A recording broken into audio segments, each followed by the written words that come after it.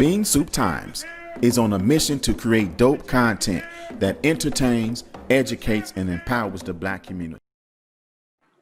Man, so brothers and sisters, every time we have some amazing people on the show, and this one is no exception, man. He's a brother that I have a lot of respect for, a lot of admiration for. He's a Chicago shaker and mover, and he's a fellow media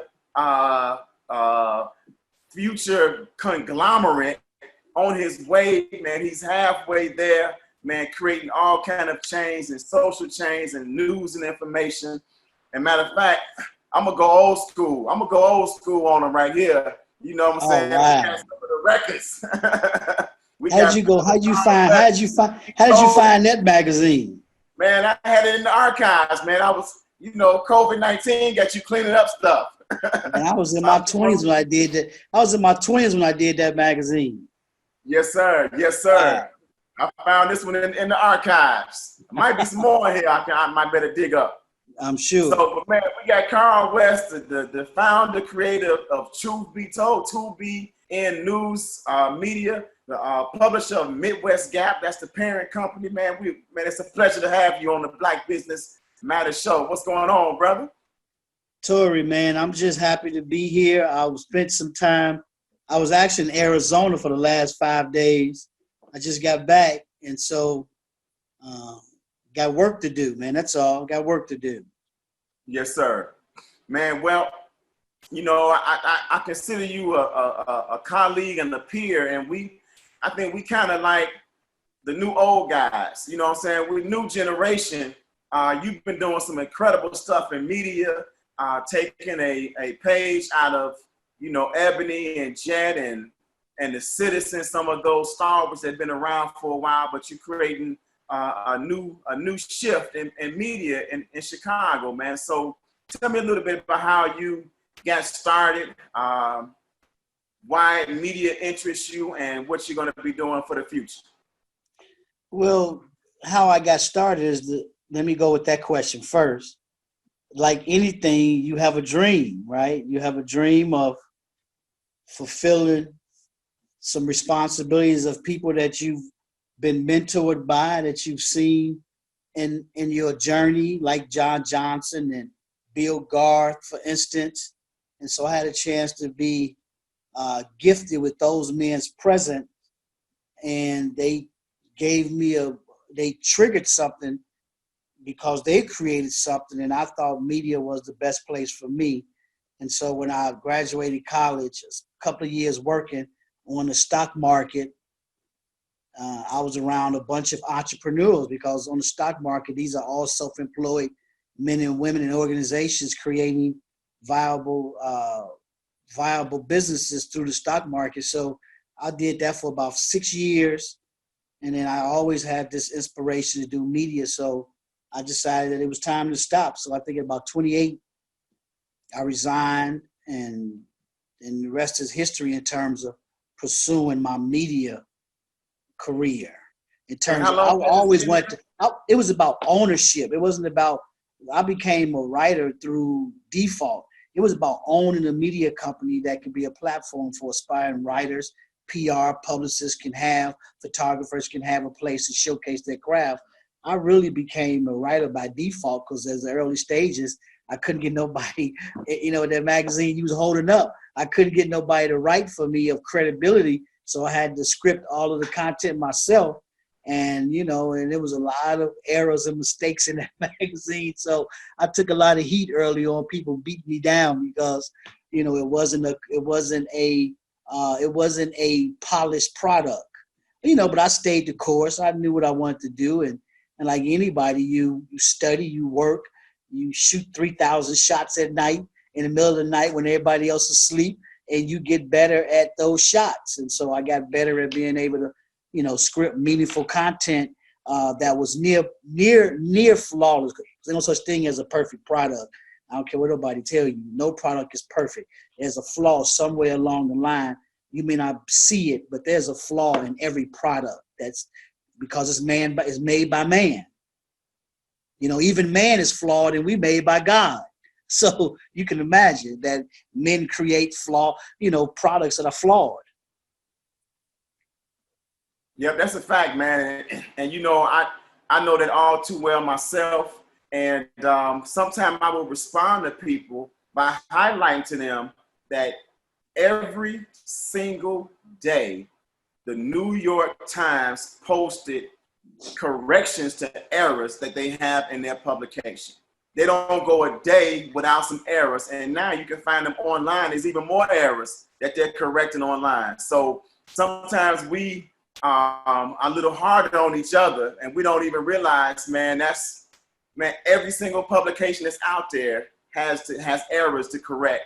But what I've seen from you, and you can correct me if I'm wrong, is the difference between having to correct errors or typographical errors, or having to retract content that was wrong. And Right. we have media outlets out here, man, who have done an incredible job doing a job on our community with wrong information. So, man, your publication is so incredibly important. You know, I'm checking it out every day for the content and the news. And because I'm in media too, I'm looking at the ads as well. So, man, I appreciate what you do. So talk a little bit about, you know, what some of the, for those who may not know, what's some of the core content that you always publish and have in TV news? Well, one of the things is real obvious, and that is the ability for us as a people to think about building wealth. I mean, it's the content I push the most because I think it's very important that if we don't look at how we're going to generate wealth to create future businesses, better businesses, expanded business, and to have multiple businesses, then what is there for us to do? I mean, I study business, and so I'm watching what the big boys do, which is what I always say. Study what the big boys do and do it at the level that you can do it at, but do it at such an excellence that it can't be denied. And that's what I've tried to do with TBT News. I mean, my motto for that was Bloomberg News. I follow Bloomberg every single day, watching what they do with that incredible organization. And I follow that motto, and I do it at the level that I can do it at. And I try to do it at a high level equal to what they're doing. I don't say, oh, well, because I'm not them, I should not rise up to that level. It's because I'm not them is why I need to rise up to that level if I expect to obtain that level of success and wealth building mechanisms that they have within the Bloomberg News platform of companies, whether it be digital, whether it be physical print with Business Newsweek, whether it be the TV show that shows and profile emerging leaders and CEOs and technology gurus. So I follow that model to the letter.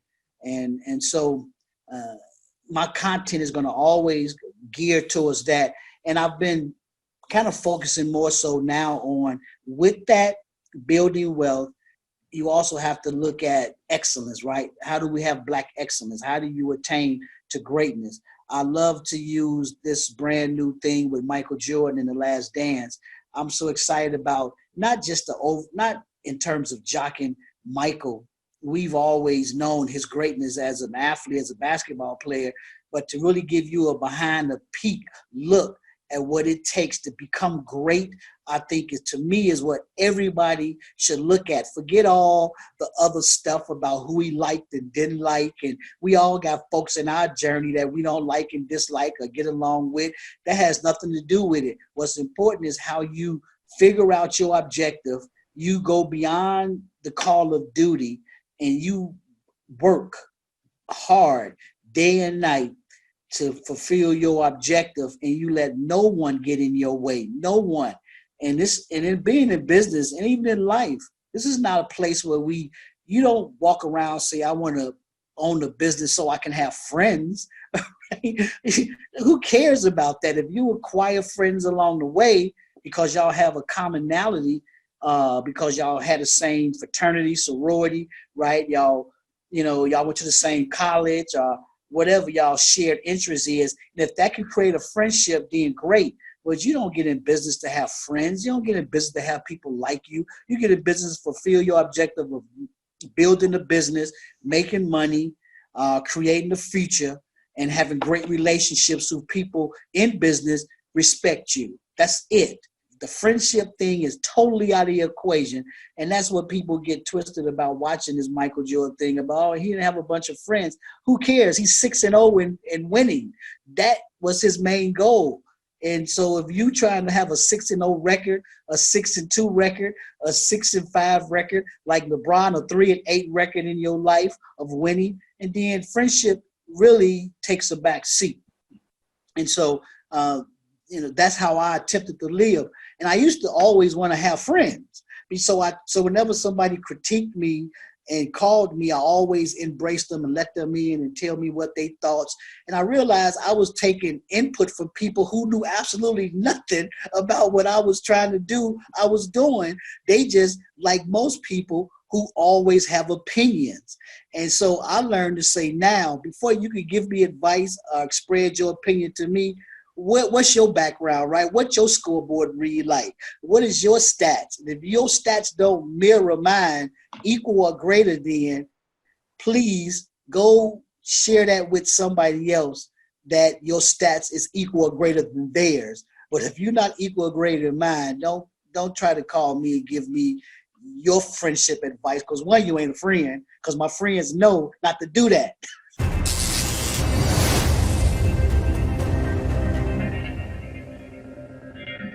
It's not a party until a Sean Michelle's cobbler is served. Our peach, apple, and blueberry cobblers are homemade with only the freshest, most delicious ingredients. The cobblers are grandmother approved, and with just one taste, you'll be doing your own happy dance. But wait, there's more. Pair it with our homemade ice cream for the perfect a la mode. Call Sean Michelle's to order yours today. Sean Michelle's homemade cobblers. Fall in love again. Right. So second, you just trying to show me that you have some validity in your own life, and that may be true, but go share it with somebody else that needs it. Go take my word for it, and I'm sure you can say this. There's nothing about my business that I have not looked at up, down, around, over and over and over and over again. Now, are there some things I don't know? Absolutely. And what I just tell you, I do. I go to the experts, Bloomberg News. I go to businessmen who are far exceeds me, and I get my advice from them. That's where I get my advice, not from cats who don't have an idea of what it's like to even build a business. Because building a business, man, is not easy. It's a very difficult, lonely task. And once you do it, now I can see why people have a certain kind of chip on their shoulder, or even a sense of arrogance, if you want to call it that, because building a business, man, to sustain itself over years, and for me, it's been decades. I have every right to be fucking arrogant. I have every right to boast and be proud and be confident in that, because I know how difficult it was from the very beginning. And even to this day, it's a tough road, because once you build it, you got to maintain it. And I'm in that maintaining stage 1, and then preparing to grow it even further 2. And so unless you really thinking like that, I really don't have no room for you in my space if that's not how you living. No disrespect. I've played around long enough. I've had fun. I ain't trying to, I want to have fun in my own time, in my own space. And my fun to me is building a business, period. Right. Man, I love it, man. I'm with you 100%, man. That's why if I do listen to some basketball commentary, I want to hear from those who've been in the NBA, those who've been in the championship, not these commentators who've never laced up their shoes in an NBA game, because they ain't been there. Man, so tell us about, how business, or how you have been affected, good or bad, by the pandemic, by COVID-19. Well, if I told you that, man, you probably would want to come over here and join my company. Because I was just talking to a friend of mine, actually just last night, about this. And now first, let me go with the personal and the sympathetic, emotional part of COVID-19. I am devastated and hurt by what the pandemic has done to everybody. I don't necessarily always talk about my community because my community goes without saying. I'm from my community. I live in my community, so I represent my community. But I'm a person of humanity, so I think about the world. The world has been affected by this, near and far. And so personally, people have lost their loved ones. People, just imagine you take a loved one to the hospital and they tell them they got to check them in. And that's the last time you probably see them. They'll be sitting in the hospital for 2 or 3 weeks. They'll keep you updated, but then this person end up dying from COVID-19. And the last time you saw them was 3 weeks ago when you checked them in. All you know is that they taking the body out the back door, dispose of it. Can you even phantom that? The thought of that is enough to make you just want to lay down and cry. But of course, you can cry, but don't lay down, right? Because when you lay down, people step on you. Just keep it, cry while you in passing and cry while you going 90 miles an hour. Because if you stop, folks will step on you when you showing that sense of weakness, even if it's in a compassionate moment as that. But so now from a business standpoint, now I'm saddened by all of the losses and the casualties that has come already from this, and not primarily definitely from our community. It's going to be, when the smoke clears on this thing, man, the losses is going to be absolutely devastating. We won't be able to count them. Because think about people who you saw before this thing started, you won't see them once it's over. People will, not through death, but when people have a sense of what they call, because I don't ever call anything failure, but when people call things failure, they can't look their peers in the eyes anymore. They have to go away. People will leave their community because their business they had on the corner, in the middle of the block, inside of an office building or whatever, when that business is being dissolved from COVID-19, those people will feel such an embarrassment, man. They can't even afford in their own eternity to come back on the block and show their faces again. That's what I mean by some folks will never be seen again, respectfully. And they have every right to go and mourn the way they do. But now, from my own standpoint, my business has grown tremendously from COVID-19. I was just reading an article about how independent media is struggling through this, and they trying to host these fundraisers to generate revenue for a lot of independent media companies. And I feel, and it's because of my hard work and my commitment and the time I put in over the years. I built up some loyal clients who, when this thing came around, man, they didn't disperse from me. They actually upped their spend with me because they all, like ComEd, University of Chicago, McDonald's, the census, they all stepped their spend up because they wanted to deliver messages about how they support the COVID, how they giving out grants, and they had to have viable mechanism to which to disperse that information. They already had me as a partner, and so they doubled up their spend to help get the message out because I had a trusted vehicle that delivered content out every single day. So I haven't felt the brunt of COVID at all. Again, my readership is up, as well as my business in terms of advertising is up. And so I can say that with all due respect. And I know a lot of people can't, but I'm only always concerned with, and from a business standpoint, the people who are surviving the game. I can't be concerned with, I can have compassion, but I can't be concerned with the folks who are not going to survive because, always look at, I put everything in this respect of war. When you go to, and this is a war, this pandemic is a war, a silent enemy, a war. But when America, any country say you send 50,000 troops out to battle, right? They already know, okay, 50,000 troops, we got to have probably 10,000 body bags. That's going to be the casualties, because casualties are inevitable when there's a war, a tornado, a storm, tsunami. There's always be casualties. You can't prepare for it. You just have to look when it's over, look at who's there, and you can't bring back the dead, unfortunately. You can mourn them, give them a peaceful rest, and then look at the casualties of people who left and how do we help bring them back into a normal existence?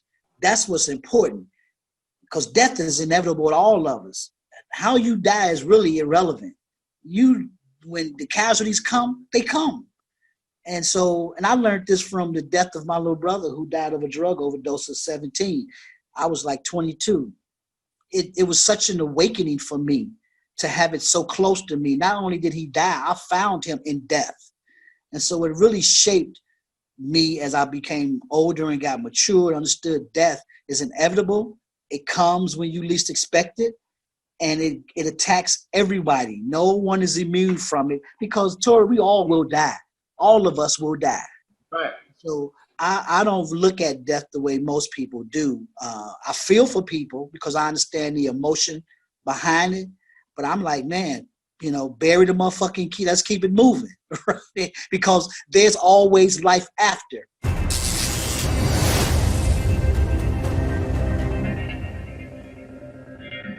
Sean Michelle's homemade ice cream is the only place to go when the ladies crave delicious old-fashioned homemade ice cream. Their vanilla tastes just like Grandma used to make it. With over 35 flavors, all made with the freshest ingredients, Kathy has never had banana pudding ice cream this good. It's homemade ice cream the way you remember, and Sean Michelle's doesn't upset your stomach. Enjoy it in-store or take it to go. Sean Michelle's. Fall in love again.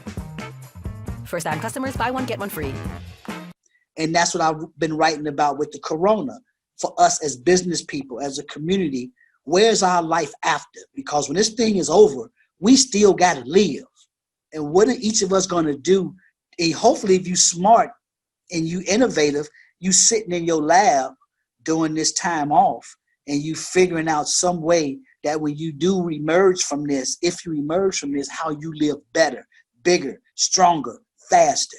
That's what you should be thinking about every single day, putting pen to paper and devouring a plan to do that. If not, you just letting this moment sweep you by. Because if you ain't going to plan for innovation during this quiet time, you probably never will. Man, that's a fact, man. It's been a blessing for me, because it made me sit for a minute and really think through some things. And man, I'm so excited about coming out on the other side of the pandemic with some new and amazing stuff. And I can't wait to see how you come out, because as you're saying, man, what you're laying out now is the part that, unless people been around you, they don't know the strong business aspect and the business acumen that you have. I think consumers just see, the publication is out every day, and they don't understand the science behind it. So, man, I think you dropped some gems today on some people that they're gonna really be able to appreciate. So, well, I'm coming out swinging, baby, with two hands like Mike Tyson. Yes, sir. That's what I'm talking about. So, man, we appreciate you, man. Is there anything that you think you haven't covered? I was gonna ask you about advice to new entrepreneurs, but you already gave that. So, anything you want to make sure people know about what you're doing or what's coming up in the next publication or anything? Well, I don't have to really, talking about what I'm doing is pretty visible, because if if people subscribe to the product, then they know. But I'm working on a few things, and I'm, working on a podcast that we develop in the studio right now to try to, actually, I'm going to use the podcast as what I'm doing with you, and I'd love to come back and talk some more about that. But it's actually giving business advice. It's going to, there's multiple podcasts, but one of them is the strong piece is going to be how do I sit here in front and talk to a microphone and give this knowledge I just gave to you in a brief sense, but how do I give this over and over again until it resonates with the people in our community? How we have to start thinking big. Again, just because you have a small company don't mean you can't think big. I was telling somebody from the city, I was like, I don't really believe in the word small business, because if you're a business, you're a business. Now, you may have a different sense of revenue that you generate. You may have different staff that you manage in terms of its capacity. But if you know how to run a business, in its profitable state, you can do that whether you had 5 employees or 5,000 employees, whether you had 200 grand a year in revenue or whether you had 200 million in revenue. You can do it on either ends, but you got to understand the aspect of management, time management, because it's going to take more time to manage, 10,000 employees versus 10. It's going to take a little more time managed to be able to work out how you spend and invest 100 million versus, 100,000. But other than that, the way you do it is the same. It just require a bigger field. And it's like a dude that goes from LeBron James. LeBron went from a small businessman, high school, to a conglomerate into the pros. He just had to figure out how to manage that for himself. And so I always tell him, I don't like the idea of a small business. I just think if you can't run a business, you can't run a business because whatever. But if you can run a business at a small scale, you can run it at a large scale. So why not think big and operate as you are operate like you got 10,000 employees. Operate like you managing $100 million in revenue. Operate that way. You should function that way. And then therefore you will see your level of elevation, your level of thinking, and your level of progress and prosperity will begin to rise because you walk. If you want to be Bill Gates, walk like him. Talk like him. Listen to what he's talking about. He ain't talking about no trivia shit. He ain't talking about no hood shit. He ain't talking about no reality show shit. He's talking about real progressive things that can change America. And I always say, change the neighborhoods where you live, work, and play is the first thing you should be doing when you in business and just as a private citizen in your community. Focus on the things you can do and change where you live, work, and play. You master that part of it, and then you can become as big as you can dream of. It may take time. Understand that none of this stuff is overnight.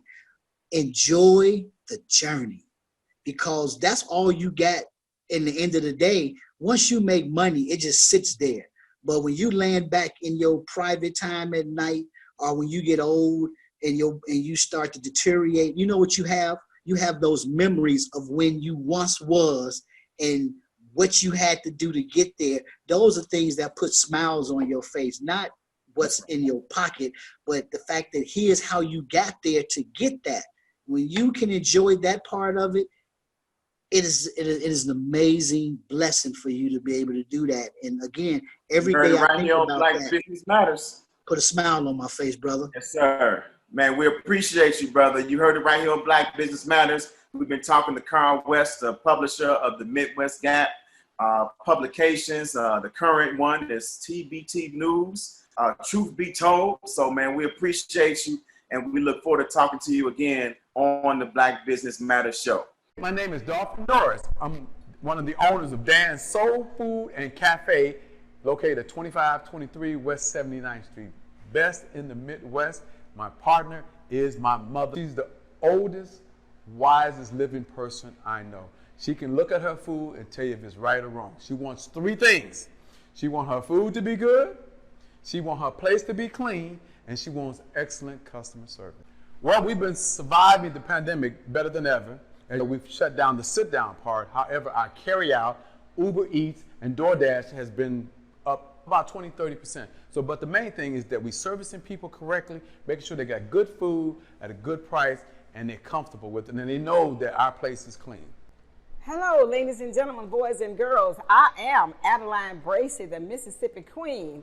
I have been in this neighborhood for 46 joyful years, and I've been coming to Dan's Soul Food because his food is so good, I closed my restaurant to start eating here. And I'm here today because of the $6 holler. That this chicken is so succulent. Tender, juicy, and the flavor, oh my goodness. Hey people, if you ever been here, you must. It is a must if you live in the city of Chicago, especially on the south side. But if your car travel to the suburbs or wherever, come into the city. Enjoy Dan's Soul Food and Bakery. And tell them I told you so. My name is Adeline Bracy, and I approve this message. Hi, my name is Linda Hardison, and I've been coming to Dan's Soul Food for years on top of years. Listen, this is the place to come when you want some soul. White folks, if y'all don't have no soul, come on down. You're going to get it here, I promise you. If you don't get it in your wiggle, you'll get it in your plate. Just kidding.